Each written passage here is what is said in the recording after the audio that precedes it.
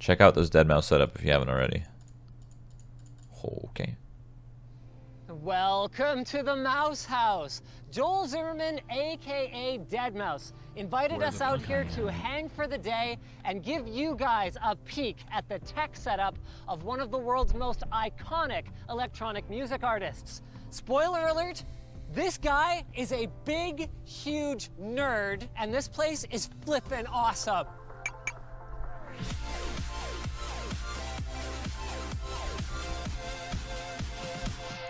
They could have at least... Never mind. Okay, now I know everybody else setting foot into this castle would start with the, you know, taxidermy room.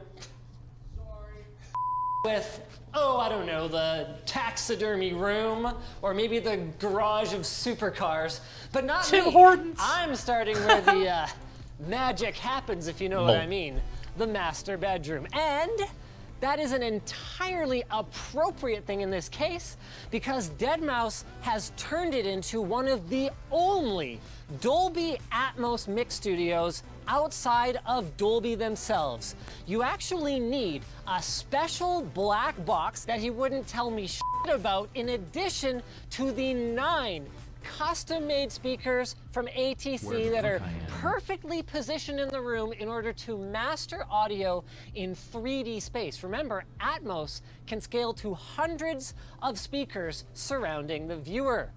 This room has actually been under construction for 3 years, and it's still not quite done, but it's really close. I mean, to be clear, slapping a MacBook on the table and chilling out to some sick jams in here is, as the kids say, dope AF. But it's about like playing CSGO on a supercomputer compared to what it will be capable of. And this is really cool. So this entire room is actually suspended from what used to be a vaulted ceiling. This was done for a couple of reasons. Number 1, for improved acoustics, and number 2, so that with access panels under the floor, the like 800 cables for these patch panels here, or the like bang-in, you know, optical DisplayPort cables for the monitors that are going to be installed here can all be run without disturbing the room's otherwise pristine aesthetic. And the gear in here is freaking unreal. So the Neve analog console in the center here would run you about $500,000 as configured. And honestly, that's just to take in the inputs, apply some EQ and compression, and adjust levels. That looks so confusing. And check out these walls. On the left and what in right the hell? of the center console are different variations of what are called analog modular systems. Now, a lot of folks would produce electronic music exclusively on a computer through software these days, but you have to remember that those would be digital reproductions of what is inherently an analog thing.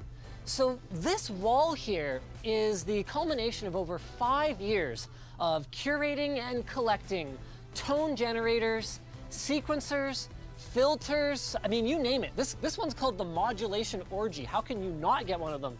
And Joel was kind enough to give us an in-person demo of how something like this works. So here's my hip, and I plug it into there, and then that's the input, and then we want to go maybe an 18 dB output for a filter. So I'm just going from one module to the other. If I just say, sure. And now I want to change the pitch of it to be like a tune, right? So this is a 1V oct, which means 1 volt per octave. I can get these little nuances of turning these analog dials and creating these sounds that subconsciously you probably know just aren't quite right, you know, which is neat. Now he obviously What doesn't the use fuck? that for everything. I mean, it's the digital era. But from an artistic standpoint, what's great is having options. An applied voltage on a stepless dial provides, practically speaking, infinite options, which I guess leads us into why there are over a dozen synthesizers in this room. Now, to the stupid layperson, one middle C equals another middle C, but that is not the case. All of these have different tonal properties, and many of them have unbelievable stories. This Juno 106 worth about $1,500 he got for $20 at a pawn shop from some guy who didn't know what it was. This Jupiter 8 and this Prophet 10 down here, these are really, really hard to get your hands on today because they were built in the 70s using components that even if the manufacturer wanted to, they couldn't build this stuff again because that stuff's not available today. And they have this unique retro tonality that, like, for example, when they went to do Stranger Things, they had to use this equipment because we still don't have the capability to emulate what these sound like electronically. Like, these guys would have gone for a couple $100 in the 70s. Now they're worth tens of thousands of dollars. This one that folds up in a briefcase right here, this is R2-D2. I don't mean this is the same model that was R2-D2. This was R2-D2. It still works. And to say this place sounds freaking amazing would be selling it short. I mean, I only even got to listen to a couple of tracks on the stereo speakers, but my God. There's so much shit in this room. It is an audio listening experience the likes of which I have never come even close to. And all of that, that's just the surface level. Let's head down to the dungeon of this modern day castle. First up is the LAN center, because why wouldn't you need a LAN center in your basement? This is about as tricked out as it gets. 5 small form factor custom built machines from NVIDIA with the cases customized by PC Junkie mods to match, get this, to match Joel's cars.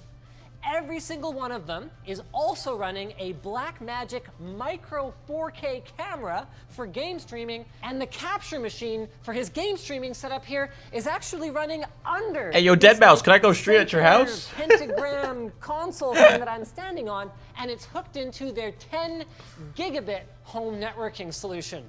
You heard me right. I found the only other person in Canada with a server room in his freaking house. And I couldn't be more excited to tell you that it's actually quite a little bit, maybe quite a bit better than mine. Not that it's a competition, not that I'm upset, it's just that that is where the 2 gigabit internet connection comes in from the 103-foot tower with Ubiquiti frickin' dishes on the top out in the yard.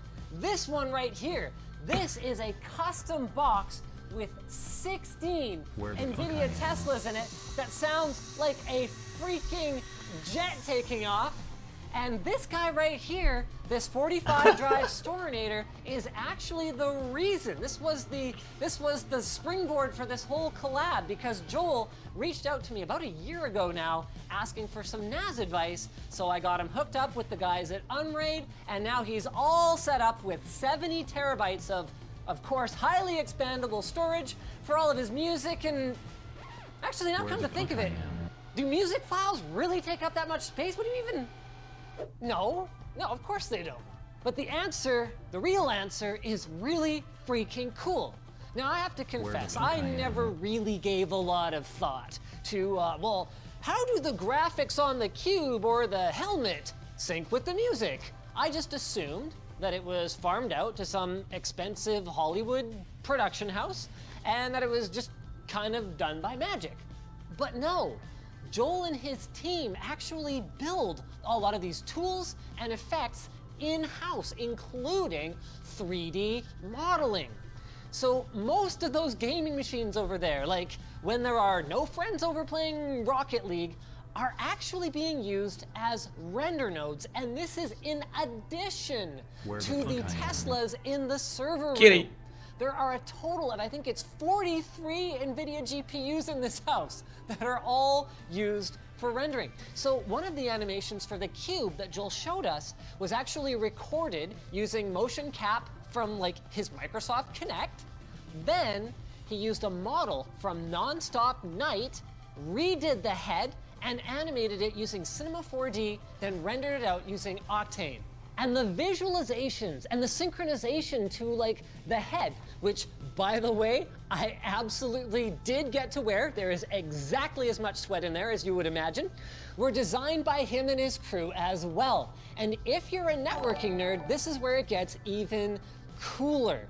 So this massive touchscreen that's a relic of Microsoft's acquisition of Perceptive Pixel. There are only 4 in the world, by the way, can be used through the network and some custom software that him and his team developed to allow audio effects and animations to be controlled in real time on a massive touchscreen. So pretty much the entire show can be run out of this box with a couple of Mac Pros with this nifty mount on it and this front house mixer.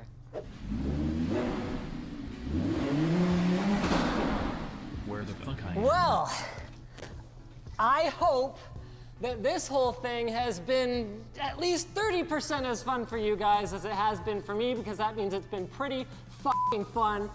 Thank you to you guys for watching. Thank you so much to, oh, he's standing out in the driveway over there, but he's waving. I definitely had permission to do all of this. Thanks to Joel for allowing us to hang out here for the day. And I guess that's pretty much it. If you like this video, hit that like. I would love to have a house like that one day. Just saying. Where the fuck I am? So, what do I need? What do I need to get something like that? I think I need to maybe double or triple this number. Yeah. Yeah. That's crazy, dude. That's crazy. Holy fuck. Twitch Prime. Twitch Prime. Twitch Prime. You guys know what I mean. You know, Twitch Prime. Subscribe now. That's insane, dude. Where the fuck I am? Where the fuck I am? Where the fuck I am? All right, chat. You guys got to let's get the same net worth, you know? You guys subscribe to me, make my net worth go up. I buy a house like that. You know what I mean? And then I just chill. Anyway, that's fucking crazy, dude. That's crazy.